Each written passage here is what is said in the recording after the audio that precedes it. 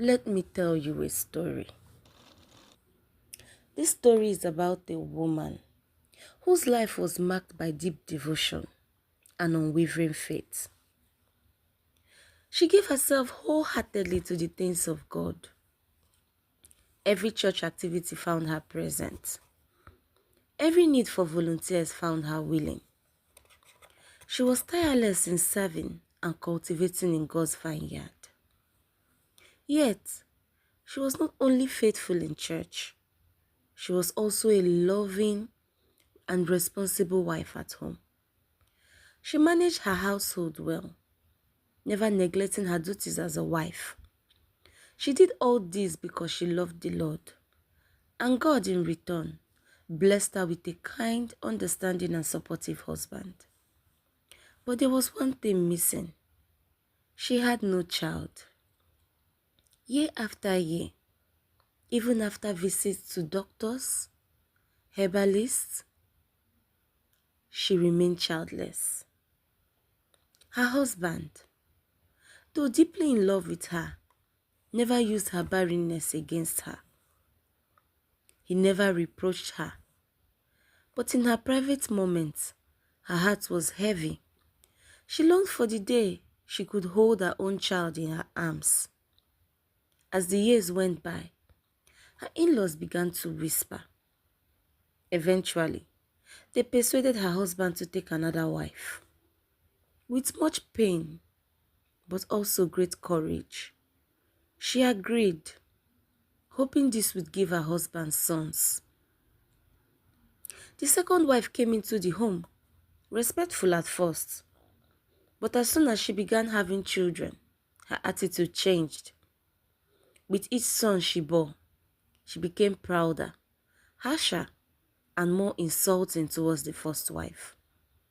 The once peaceful home became a place of sorrow. The woman would often cry for hours, sometimes going days without food. Not even her husband could console her. He would cry, "Am I not good enough for you? Don't I love you enough?" But you know what the Bible said? That a woman that is childless can never be satisfied. Every year, during their church annual prayer convention, the family would attend together. And every year, the second wife would make life unbearable by taunting her, mocking her for being childless. With a broken heart, she would retreat into prayer, crying out to God, "Lord, give me a son and take away this shame and mockery."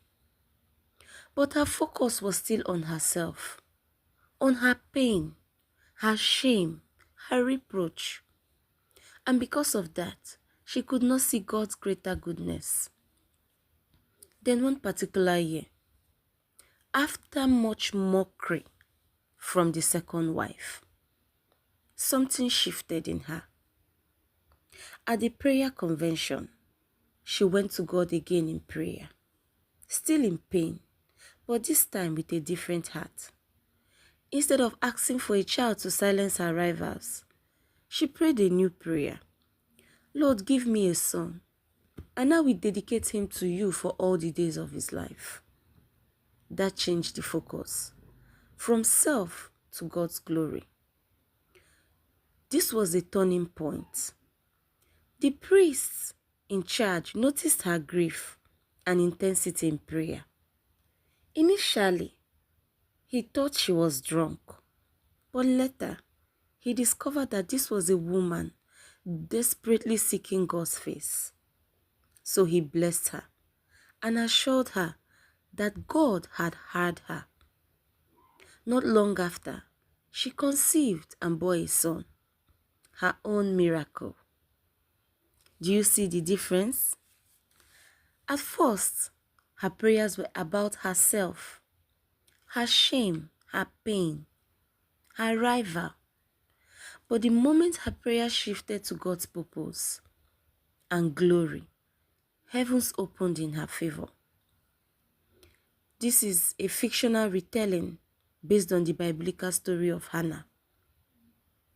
It teaches us that when we align our desires with God's will, miracles happen, not just for us, but for His glory.